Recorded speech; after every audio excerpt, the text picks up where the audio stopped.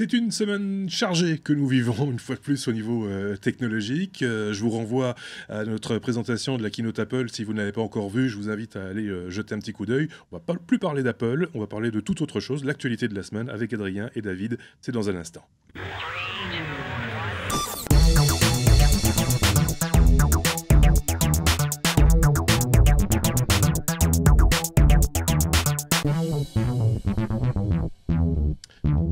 Et dans l'actu de cette semaine, il y a pas mal de Google également, David. Oui, beaucoup, beaucoup, beaucoup, beaucoup, beaucoup. Donc, Google, Nexus, on attendait ça avec impatience, hein, on en avait déjà parlé auparavant, on a eu des bruits de couloir. Nexus 6, Nexus 9, l'un est un téléphone, l'autre une tablette. C'est ça. Et donc, juste pour casser un petit peu le fait que le 6 et le 9 soient des numéros, il faut savoir que chez Google, c'est pas une évolution dans les numéros au niveau des séries, mais donc bien la taille de l'écran du produit. Ouais. Et donc, le Nexus 6 est bien une phablette de 6 pouces et la tablette Nexus 9, une tablette de 9 pouces. Donc, il faut savoir que Google a décidé de changer de partenaire pour le Nexus, puisque c'est Motorola qui a repris la fabrication pour le Nexus 6. Vous allez voir qu'il y a énormément de différences pour ceux qui avaient suivi la sortie du Nexus 5 il y a de ça un an. Ici, on est vraiment sur un vrai produit très très haut de gamme. Donc, dernière génération de processeurs, écran 6 pouces haute définition de chez très haute définition, appareil photo complètement dingue, espace de stockage important, en tout cas dans l'air du temps, très grosse batterie, ouais. Et une évolution vraiment importante qui est la recharge rapide.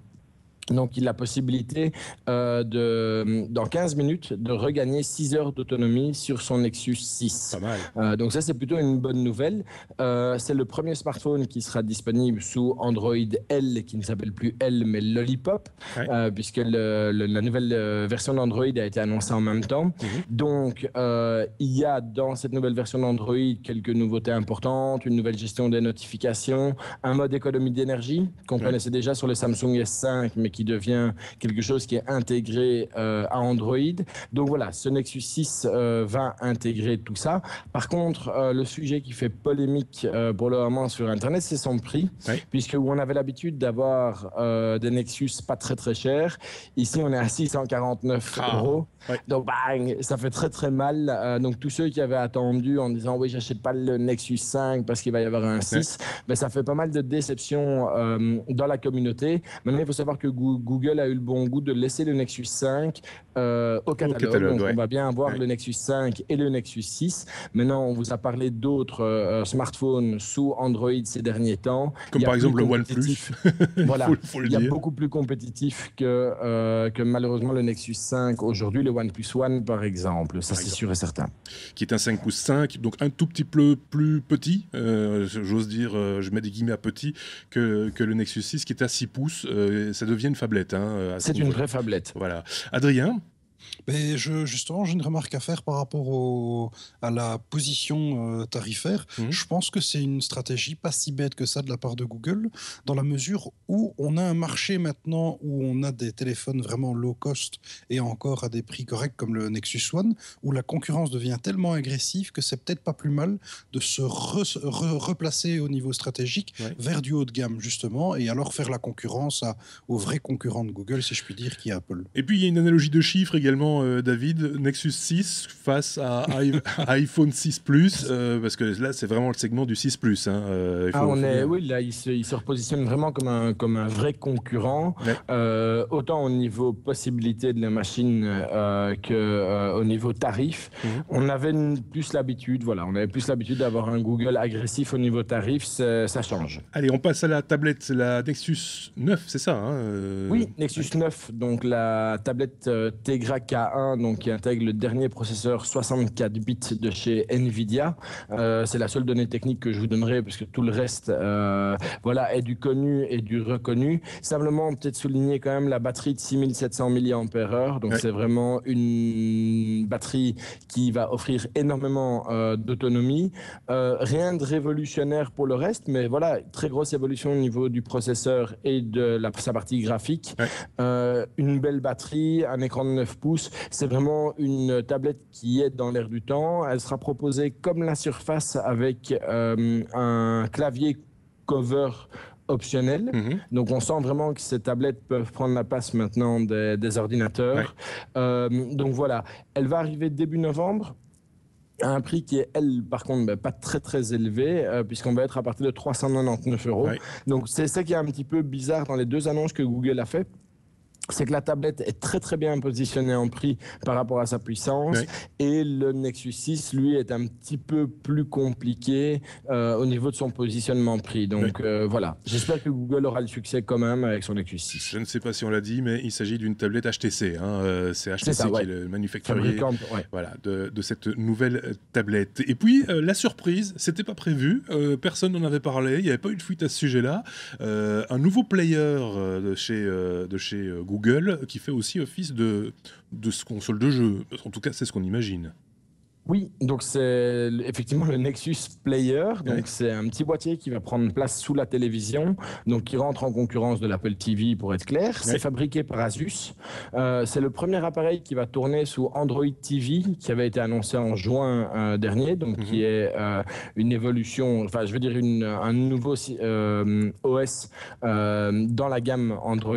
C'est une machine qui est relativement puissante puisqu'on travaille avec des processeurs qui sont dédiés des ordinateurs entrée de gamme. Donc c'est vraiment un tout petit ordinateur qu'on va pouvoir positionner sous la télévision. Il est accompagné d'une télécommande Bluetooth. Donc ça veut dire aussi qu'on aura facile, on ne devra plus être dans l'axe parfait du boîtier. Donc le boîtier pourrait être rangé dans une armoire, ça continuera à fonctionner, c'est plutôt une belle initiative. Et il y aura un micro puisqu'on va pouvoir travailler avec Voice Search, donc c'est le fameux OK Google que les utilisateurs d'Android connaissent déjà. Et effectivement, il est annoncé avec un gamepad en accessoire puisque il aura accès à tout le catalogue Google Play, et donc on peut vraiment imaginer une console de jeu plutôt casual, donc en opposition avec les next-gen qu'on connaît avec la Xbox One et la PlayStation 4. Ok, ce seront plutôt des jeux Android, quoi, si je comprends bien. Oui, c'est ça, c'est tous des jeux Android, mais quand on voit déjà la puissance de certains jeux et le tarif surtout de certains jeux, je crois que ça pourrait plaire aux parents de pouvoir se dire qu'ils peuvent acheter des jeux à 3-4 € pour leur enfant, plutôt que de mettre les 56-65 € qu'on connaît sur les grosses consoles. Et puis le prix de ce petit boîtier n'est vraiment pas très cher, puisqu'il est annoncé à 99 $ pour les États-Unis début novembre. D'accord. Adrien ? Oui, c'est juste pour revenir sur l'aspect jeu. Donc pour info, il faut savoir que Google a fait l'acquisition il y a quelques mois de ça de plusieurs boîtes de jeux, et on a beaucoup de journalistes ont perçu dans l'actualité que Google essaie justement de se profiler sur le jeu. Moi, j'ai pas le sentiment que ce sera que du jeu Android, parce que j'ai été voir la fiche technique de ce boîtier. Déjà, la puissance est assez impressionnante. Et alors, la puce graphique, en fait, les infos sont assez dures à trouver, mais du peu que j'ai vu en termes techniques, ça promet quand même des performances assez impressionnantes pour le prix et la taille du device. Donc moi, je serais quand même curieux de voir ce que ça va donner. Pas certain qu'on aura que des jeux qui seront pas si puissants que ça. Et n'oublions pas le streaming qui est toujours possible, qui peut arriver à un moment ou l'autre. Tout à fait, oui, bien sûr. Qui ouvre plus de possibilités. On pense aussi à Google Hangout et à ses options, enfin ses possibilités également de communication avec l'univers Google, on va dire. On pourrait parler de Lollipop, la version 5 d'Android, mais on le fera pas. On en parlera une autre fois parce que ça mérite vraiment un sujet plus complet. On analysera ça plus en profondeur dans les semaines qui viennent avec David, avec Adrien et avec l'ensemble de l'équipe, les informaticiens par exemple, également nos amis Marc et Sébastien. On passe à toute autre chose, sans transition comme on dit, Adrien. On passe à Ubuntu 14.10 qui est disponible en bêta et dont la sortie est prévue pour le 23 octobre, c'est demain quasiment. Ben oui, tout à fait. Donc dans une semaine, à partir d'aujourd'hui justement. Donc il faut savoir que c'est une date assez particulière puisqu'on fête les 10 ans d'Ubuntu, puisque le projet a démarré avec la version 4.10, donc en octobre 2004. Et la version 14.10 est une mise à jour pas majeure dans le sens qu'elle n'est pas supportée à long terme. Donc elle fait partie de cette mouvance de mise à jour qui arrive tous les 6 mois comme Ubuntu le promet.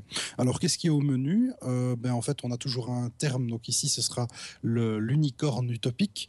C'est pour montrer que le développement sera sous le signe de l'étonnement. Et alors, on rentre vraiment dans la phase d'Ubuntu qui va rentrer avec cette convergence entre l'ordinateur donc de bureau et le téléphone, et donc on a l'intégration de technologies comme Mir, et alors le moteur graphique Unity a été amélioré et il y a encore une meilleure prise en charge des écrans iDPI qu'on appelle, donc c'est comme les écrans Retina qu'on retrouve sur Mac. Adrien, anti-spoiler Netflix, de quoi s'agit-il un spoiler alerte, c'est ces deux mots qui font crisper, hurler de terreur plein de gens. Ici, c'est une petite brève sur Netflix qui est assez dans le côté décalé justement du fournisseur. Donc, Netflix fournit un système anti-spoil via Twitter pour leurs séries phares. Donc, actuellement, il y a Breaking Bad et House of Cards. Il suffit de se loguer, d'autoriser l'application, et donc plus de spoil sur Twitter, c'est terminé. Netflix, dans sa grande bonté, vous sauve des spoils de leur série. C'est plutôt rigolo. Du côté de Netflix, David, ça se passe pas super bien d'ailleurs du côté de Netflix. Les résultats sont tombés. Oui, ça y est. Ils ont donc, un petit peu comme toutes les grandes sociétés, diffusé leurs résultats du troisième trimestre de cette année. Et donc, un petit peu comme tout le monde, ils ont essayé de mettre ce qui allait bien en avant. Donc, ils ont gagné 3 millions de nouveaux clients. C'est beaucoup, 3 millions, mais par contre, c'est moins que ce qui était prévu avec l'ouverture sur l'Europe. Donc, je pense qu'en Belgique, on est un petit peu... il y a moyen de voir des pubs pour Netflix un peu partout. Surtout que dans les 3 millions de nouveaux clients, on compte aussi tous ceux qui profitent du premier mois gratuit, puisque c'est un petit peu la manière de découvrir ce que Netflix propose.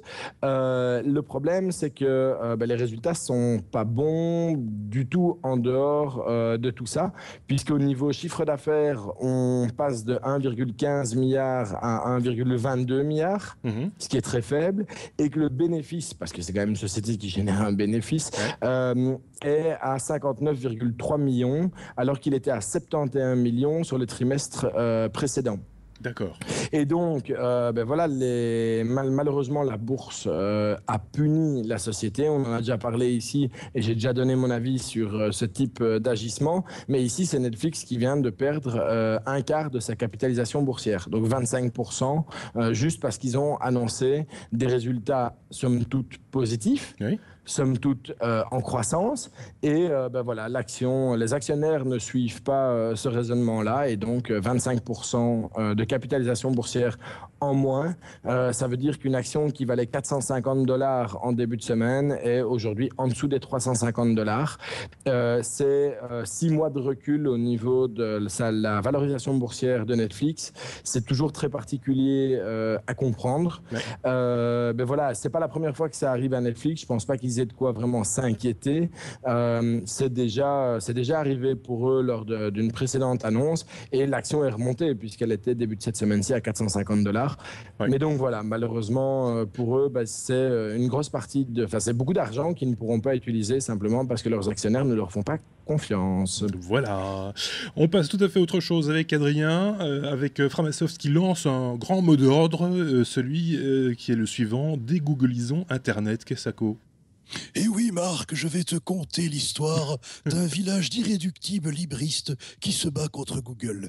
Et oui, Marc, donc Framasoft, comme d'habitude, a lancé, sous le ton un petit peu de l'humour, une campagne contre la dégooglisation, mais pas uniquement contre Google. On va parler en général de logiciels privateurs, c'est le terme qui est utilisé dans ce cas-ci. Donc, une initiative assez sympa parce qu'ils font d'abord une explication, alors avec article à l'appui, d'explication des problèmes de vie privée, d'espionnage, de fermeture, du concept de cloud et de centralisation. Donc déjà très sympa à ce niveau-là. Mais après, à ce niveau-là, ils vont plus loin.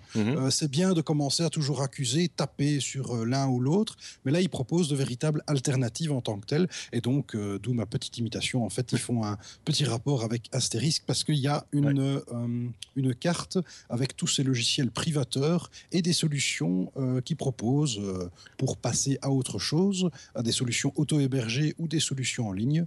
Donc, c'est sur le site dégooglisons-internet.org et c'est une initiative de Framasoft. David, on termine avec toi et avec Facebook qui lance une initiative plutôt sympa, le Safety Check. Oui. Donc c'est pas qu'ils le lancent, c'est qu'ils le rendent disponible pour le grand public, puisque c'est une initiative qui avait été prise par Facebook en 2012 au Japon, qui au fait le principe de Safety Check, qui ne s'appelait pas comme ça quand il a été lancé, c'est un simple bouton pour signaler qu'on va bien dans une région, par exemple, qui aurait une grave crise ou qui aurait connu un tremblement de terre, qui serait en zone sinistrée, des choses comme ça. Donc c'est la possibilité de prévenir directement ses amis par un simple bouton que on va bien. Donc c'est plutôt une bonne initiative. On est souvent derrière Facebook pour dire ouais, ça c'est pas bien, la vie privée, ceci, cela. Ici, ben voilà, ils utilisent la puissance de leur réseau, puisqu'on est quand même 1 milliard sur Facebook, pour justement une bonne cause. Ça permet de rassurer les gens. Effectivement, quand on parle du Japon, tout le monde se souvient de la catastrophe de Fukushima. Ça a aidé. En Belgique, ça aurait pu aider aussi sur des catastrophes qu'on a connues. Je pense à l'accident de train à Beusingen, par exemple. Facebook aurait pu activer une zone pour tous ces utilisateurs qui seraient géolocalisés dans cette région-là, pour leur proposer de créer directement une page de communication avec leurs amis pour leur dire qu'eux vont bien, et donc de rassurer directement les familles. Je trouve ça plutôt une bonne idée. C'est disponible sous Android et sous iOS. Et c'est disponible pour les ordinateurs de bureau, donc dans l'application Facebook. Il n'y a plus qu'à espérer que Facebook fasse quand même le geste de développer pour BlackBerry et pour Windows Phone aussi, puisque malheureusement, ce sont les deux OS qui pour le moment ne sont pas pris en charge. Je rappelle au passage que certains opérateurs ont mis ça en place aussi avec une application qui, elle, par contre, est disponible sur toutes les plateformes, donc elle est plus importante suite aux catastrophes qui a pu se produire lors de certains festivals, par exemple, il y a quelques années. Donc voilà, c'est pas mal ce genre d'initiative, se mettre la technique vraiment au service des gens et pour rassurer ses proches, c'est quand même encore l'idéal. Je pense qu'on a fait un peu le tour de l'actualité de cette semaine qui était très chargée. Je rappelle quand même qu'il y a un numéro spécial Keynote Apple que vous pouvez voir ou revoir, qui est également disponible. Et on a longuement parlé d'Apple, on a longuement parlé de Google. Je pense que là, on a bien fait le tour de la question. On va se donner rendez-vous la semaine prochaine, on est d'accord, David? David, Adrien également. Oui.